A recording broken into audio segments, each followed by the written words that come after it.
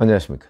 2025년 3월 1일 최병무의 팩트 시작하겠습니다. 자, 요새 최고의 화두는 최상목 대통령 권한대행이 마은혁 헌법재판관 후보자를 임명할 것이냐 하지 않을 것이냐, 임명한다면 언제 할 것이냐, 이걸 가지고 여야가 공방을 벌이고 있습니다.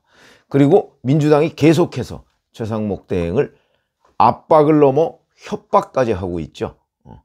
그 상황 어제 하루 온종일 전개가 됐습니다.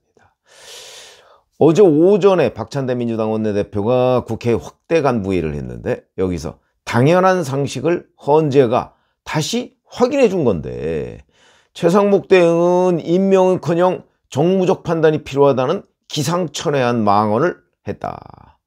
오늘 오전까지 임명하지 않는다면 대통령 권한대행으로 인정할 수 없다는 사실을 분명히 경고한다, 이렇게 얘기했습니다. 권한대행으로 인정하지 않겠다는 거죠. 그럼 인정하지 않을 방법이 뭐겠어요? 뻔한 건데 그렇게 얘기를 했고요.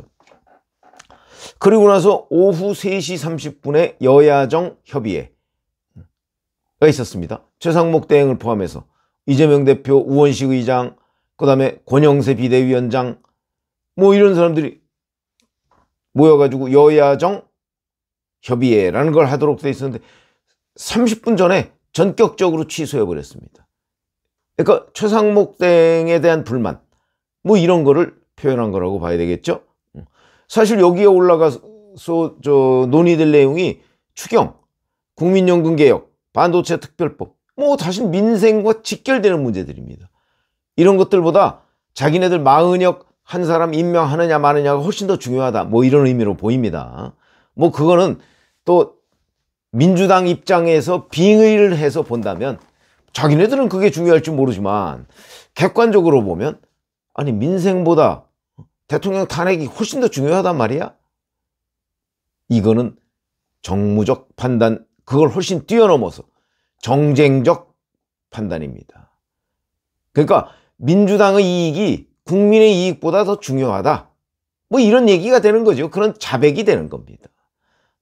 자, 이렇게 되니까 최상목 대행은 당면한 민생 문제 해결과 주력산업의 생존 전략을 논의하기 위한 국정협의회가 취소된 것에 깊은 유감을 표한다, 그러면서 준비했던 모두 발언을 공개했습니다. 그러니까 민주당이 민생을 팽개쳤다 하는 걸 최상목 대행이 국민 앞에 지금 선언하고 있는 거다. 우원식 국회의장 양비론을 택했습니다. 최 대행은 우연적 상황과 불필요한 논란을 만들지 말고 마 후보자를 속히 임명하기 바란다. 뭐 그냥 원론적인 얘기죠. 언제 뭐 최 대행이 임명하지 않는다고 그랬나요? 의견 수렴을 거치겠다고 그랬죠. 그리고 나서 민주당에 대해서는 참여 보류 입장을 재고하기 바란다, 이렇게 양비론. 국민의힘은 민주당이 민생보다 정쟁에 매몰되어 있다, 뭐 이건 국민의힘의 입장에서 당연한 비판으로 보입니다. 자, 그러면 민주당이 이런 식으로, 또는 박찬대 원내대표가 이런 식으로 기세를 올리고 있고 분명히 경고한다, 대행으로 인정하지 않겠다, 그러면 결론이 뭐죠?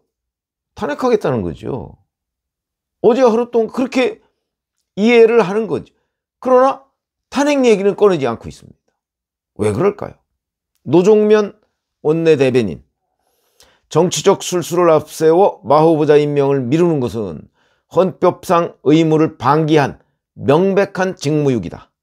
더 이상 미룬다면 대행으로 인정할 수 없다. 최권한대행을 직무유기 혐의로 고발하겠다, 이렇게 얘기했습니다. 자, 이제 고발까지 나왔습니다. 분명한 경고, 대행으로 인정하지 않겠다, 그리고 고발까지 나왔습니다. 근데 왜 탄핵을 얘기 안 할까요? 고발한다고 뭐 대행 불인정이 되는 겁니까? 그건 아니죠. 이런 일련의 흐름을 보면 지금까지 민주당이 자주 쓰던 게 탄핵 카드 아닙니까? 인정하지 않으려면 결국 탄핵밖에 없는 거죠. 그런데도 탄핵 얘기를 꺼내지 못하고 있다. 요새요, 민주당이 뭐 29번째 탄핵 뭐 어쩌고 이런 얘기를 하다 보니까 탄핵이, 이 줄 탄핵이 일상화가 됐습니다. 과거 같으면 공무원들이나 이런 사람들에 대해서 탄핵 얘기를 꺼내면 바짝 오그라들었습니다. 그럴 수밖에요. 탄핵이라는 거는 자기 일생에 한 번 당할까 말까 한 고위공직자로서. 그런 일인데 지금은 그냥 걸핏하면 탄핵입니다. 탄핵 사유가 뭐 따질 것도 없습니다. 그냥 누명 탄핵. 뭐 대표적인 게 한덕수 국무총리 탄핵 같은 거죠. 그 다음에 뭐 국회에서 의결 정족수? 그냥 우원식 국회의장이 마음대로 정해버립니다. 151명이냐 200명이냐. 아니 대통령 권한대행을 어떻게 151명으로 탄핵합니까? 대통령 권한을 대행하고 있는데. 그러면 권한만 줄 게 아니고 의무. 의무는 뭐죠? 대통령에 준하는 대우. 그러니까 탄핵하려면 대통령에 준해서 제적 3분의 2의 동의가 필요한 거죠. 그럼 뭐 헌법재판소 해설서에도 나와 있는 거 아닙니까? 그런데도 그걸 무시했다. 한덕수 대행에 대한 탄핵 심판에서 그 부분이 어떤 식으로든 언급이 될 텐데 아마 저는 거기서 만약에 200명이 아니고 151명이다? 그러면 또 훨씬 더 탄핵의 일상화가 이루어질 것으로 본다. 뭐 우리나라 사법체계 자체가 한꺼번에 무너지는 거죠. 자, 어찌됐든 이렇게 됐는데 이게 워낙 줄탄핵이 일상화되다 보니까 이제 탄핵이라는 게 고위공직자에 대한 협박 무기가 되질 않습니다. 뭐 민주당 걸핏하면 탄핵인데. 협박 무기. 그러니까 최상목 대행도 탄핵 얘기를 하도 많이 들어서 아마도 이제 민주당에서 뭐 탄핵 뭐 인정하지 않겠다 그래도 별로 신경도 쓰지 않을 겁니다. 왜? 뭐 하려면 하는 거지. 뭐 언제는 뭐 탄핵 꼭 사유가 돼서 했나? 아마 이런 생각일 가능성이 대단히 높다. 그게 첫 번째. 탄핵을 겁내지 않는다. 국무위원들이. 그런 부분. 두 번째. 최상목 대통령 권한대행의 수명. 그건 무슨 얘기죠? 다음 주쯤에 아마도 한덕수 국무총리에 대한 탄핵 심판이 이루어질 걸로 보입니다. 뭐 복귀 가능성이 거의 100%죠. 각하나 또는 기각으로. 그렇게 되면 지금 최상목 대행의 수명은 일주일도 안 남은 겁니다. 본인도 그거 잘 알고 있습니다. 지금 국무총리실에서는 한덕수 국무총리의 복귀를 전제로 해서 여러 가지 지금 계획을 짜놓고 있습니다. 한덕수 대행은 지금 뭐 비공식 보고를 받고 있다 이런 얘기도 들립니다. 그리고 경제를 어떻게 살릴까 뭐 이런 부분에 대한 불만 뭐 이런 것도 지금 최상목 대행에 대한 불만이겠죠. 그런 것도 구상 중이라고 합니다. 이런 얘기들이 들리고 있습니다. 그러면 최상목 대행으로서는 아니 내 대행의 수명이 지금 일주일이 될까 말까 한데 여기서 뭐 민주당의 탄핵 협박도 하지도 못하고 있는데 굴복할 이유가 없다. 그리고서 이제 4일 이번 연휴가 이제 오늘이 1일이니까 3일까지 이제 대체 휴일이고 4일 이제 국무위원 간담회를 연다는 거 아닙니까? 거기서 의견을 수렴해 보겠다. 뭐 이런 건데 어찌됐든 간에 본인의 대통령 권한대행으로서의 수명이 얼마 안 남았기 때문에 여기서 탄핵을 겁낼 이유가 아무것도 없다. 이것도 또 하나의 요인이 되고 하여튼 4일 국무위원 의견 수렴 뭐 그냥 민주당 목소리대로만 하면 된다. 글쎄 뭐 그렇게 할까요? 저는 그렇게 생각하지 않고요.